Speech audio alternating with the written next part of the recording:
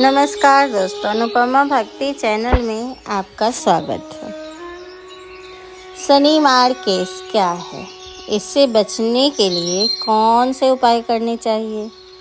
अगर आपकी कुंडली में मार केस ग्रह है तो आपको ध्यान देना होगा, क्योंकि ज्योतिषियों के अनुसार इसका मतलब है मृत्यु का ग्रह या आपको मृत्यु के समान कष्ट देगा। ये बहुत ही भयानक ग्रह है। दोस्तों, शनि देव का स्वभाव न्याय प्रिय है और कर्म फल देने वाले हैं, कर्म फल के दाता भी हैं। वो शनि देव को न्याय का देवता कहा जाता है, जो अच्छे फल वाले को शुभ फल देते हैं और बुरे कर्म करने वाले को दंडित भी करते हैं। अगर आपकी कुंडली में शनि देव दूसरे या सप्तमें भाव में बैठे हैं तो इस भाव का स्वामी बनकर वो मार केस का योग बनाते हैं। यह वह ग्रह होता है जो मृत्यु के समान कष्ट देने वाला होता है। अगर इसकी दशा आपकी कुंडली में बनती है तो परेशानियों का सामना करना होता है। अगर शनि की अंतर्दशा और महादशा चल रही है तो आपको खास तौर पर ध्यान देना चाहिए। मार केस दशा में मृत्यु तुल्य कष्ट होता है, तो मार केस की दशा व्यक्ति को सावधान रहना जरूरी होता है। आइए जानें, शनि मार केस हो तो क्या उपाय करने चाहिए। शनि मार केस को कम और शांत करने के लिए ये उपाय किए जाते हैं। शनि मार केस दशा से बचने के लिए शनि मंत्र का जाप करना चाहिए। ओम प्राम प्रीम प्रौम सह शनिचराय नमः। ऐसा कहा जाता है कि रोजाना 108 बार जाप करने से लाभ मिलते हैं। इसके अलावा दशरथ कृत शनि स्रोत का पाठ करना भी उत्तम है।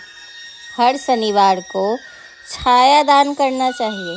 शनिवार को अपना सर से वार कर पशुओं को रोटी खिलाइए। शनि से बचने के लिए हनुमान जी की पूजा करनी चाहिए। खास तौर पर मंगलवार और शनिवार को वो मंदिर जाना चाहिए जहाँ हनुमान जी की मूर्ति हो। शनिवार को शनि शांत के लिए उनसे जुड़े हुए दान करना चाहिए। खासकर काले तिल, काली उड़द, लोहे का सामान, छाता या जूते का दान करना उत्तम रहता है।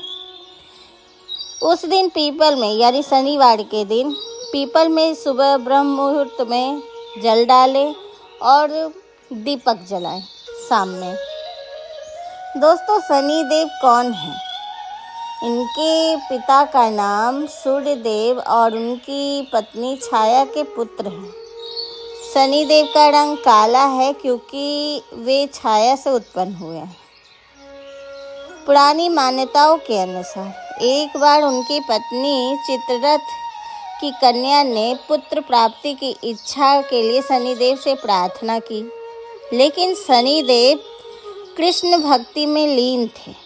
जब उनकी पत्नी कई बार उनसे प्रार्थना की और प्रार्थना करते करते थक गई तो उन्होंने क्रोध में आकर शनिदेव को श्राप दे दिया कि वह जिसे भी देखेंगे, जिस पे उनकी दृष्टि पड़ेगी, वो नष्ट हो जाएगा।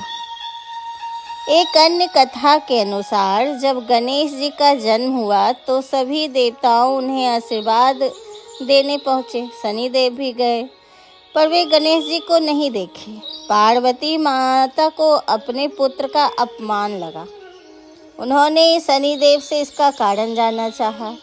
उन्होंने अपने श्राप के बारे में बताया, पर माता पार्वती नहीं माने। जैसे ही शनिदेव की दृष्टि बालक पर पड़ी, धड़ से अलग हो गया।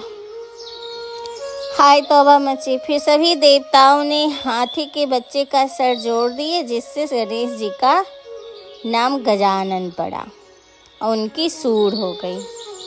अब शनि देव कुंडली में द्वितीय या सप्तम भाव का स्वामी हो तो यह मार्केस के रूप में कार्य करते हैं। विशेषकर तब जब वह नीच राशि में मेष में पाप ग्रहों जैसे राहु, केतु, मंगल की दृष्टि में हो या दुर्बल स्थिति में हो। ऐसी दशा में शनि का मारक प्रभाव विशेष रूप से गंभीर और दीर्घकालिक संकट ला सकता है, जैसे लंबे समय तक रहने वाली बीमारियां, गठिया, हड्डियों की समस्या, रीढ़ की हड्डी का रोग या अवसाद, मानसिक तनाव, अकेलापन, सामाजिक अलगाव, कैरियर, आर्थिक मामलों में विलंब आदि।